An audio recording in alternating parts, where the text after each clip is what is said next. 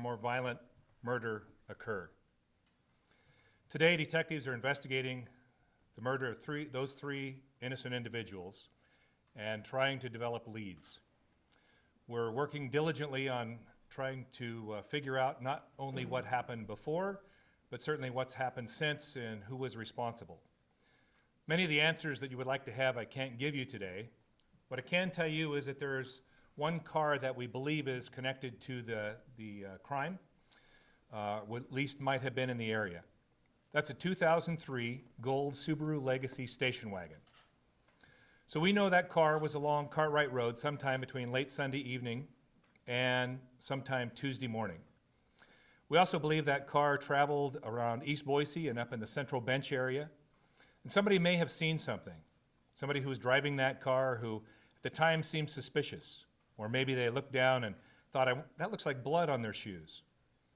We don't know everything that happened, but the entire detective division of the Sheriff's Office is diligently working in cooperation with many other agencies, Boise Police, the U.S. Marshal Service, and others to try to bring this crime to closure.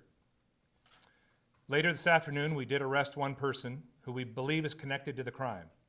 Let me make the distinction that I didn't say responsible for the crime, but I said connected to the crime. That's really all it is, but we'll again be working on that lead. Another thing that I leave you, I know you wishing that I could give more descriptive information, but we have to protect certain leads and we have to make sure that we don't make assumptions. And that's exactly what's happening now. So our hope is out of this press conference today that we let people know there's been a terrible crime happen in the Boise area. And I mean a terrible crime. That our detectives are doing a wonderful job in cooperation with the other agencies of investigating this crime, gathering the evidence, working through all possible suspects that we have.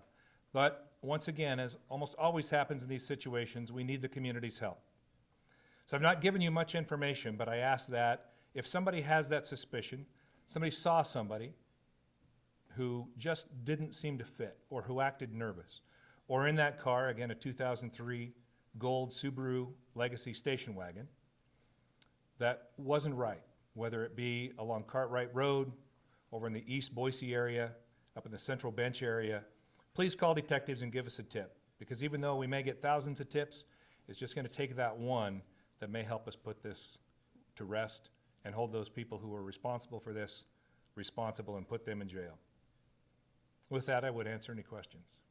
Sheriff Raney, do you believe that this was a random crime? Did these people know each other, or is that something that you're still trying to figure out? We're really still trying to figure that out. Again, when we begin these investigations, we avoid making assumptions. That's something that usually comes at the end when we really get to put the pieces of the puzzle together.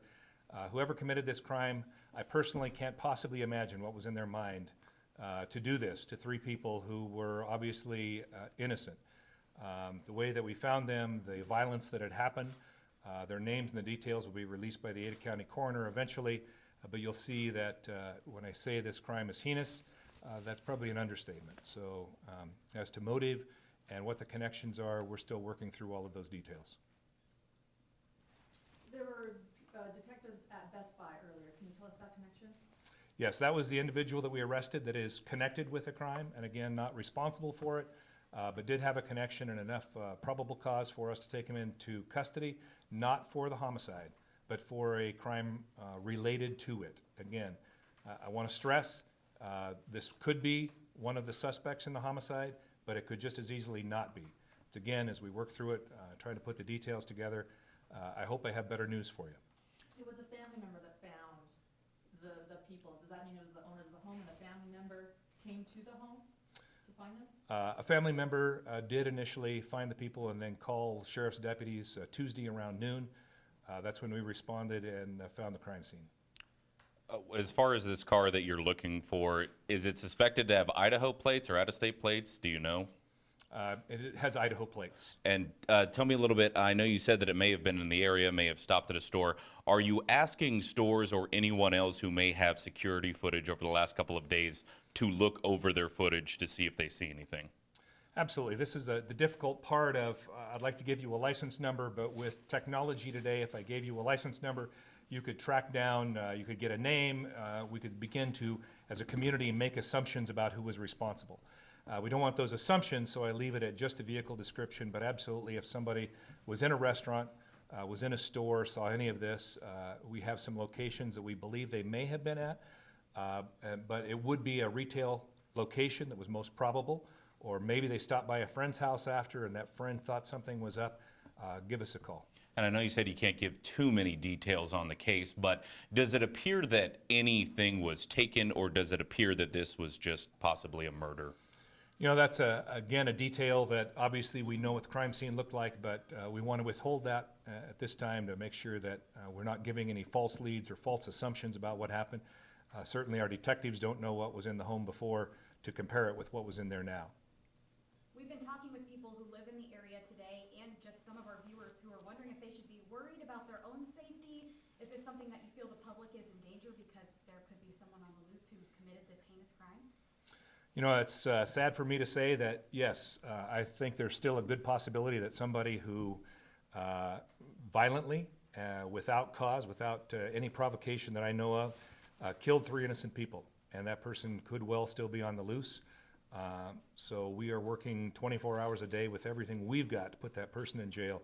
We need the community's help, but I can't stand here and tell you that, no, we've got the right person, and this should be at rest, and I don't want to alarm the community. I want the community to help us make sure that we put the right person in jail.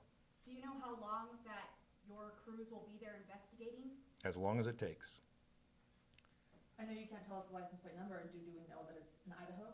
Yes, it is Idaho. Can you release the name yet of the person who was taken into custody on, not for the murder necessarily, but for a separate crime? I'm sorry, not yet. That just happened a short time ago, as most of you know. Can we know if all 3 people that were killed are related? They are.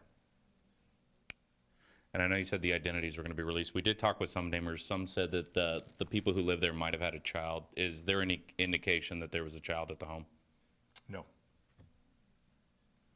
I should say, at least there was not a child that lived at the home that we know of. Okay. Were these the owners of the home or renting or? I do know, but again, I want to withhold that for now. You mentioned there may be multiple suspects as well as multiple crimes with the person that you have in custody right now. Is it drug related? Is this a parole issue? You know, that would speak to motivation, and again, we don't make that assumption about motivation at this point. It's hard for me to fathom, even as I say, after 31 years of law enforcement, what could possibly motivate somebody to do to these 3 people what they did. So again, what we do is rely upon collecting evidence and facts. That's what the detectives will be doing, as I said, for as long as it takes. I do, with all my heart, hope that we bring this to closure and put these people in jail, because that's where they need to be. But is there a crime other than murder that you're looking into? The crime that the person was taken into custody at Best Buy for, he was not being charged with murder at this time, but he is in custody. So with that, I thank you for coming, and I suspect that we'll be giving you updates. I appreciate yours and the community's help on helping us call in leads so that we can bring justice for the family members.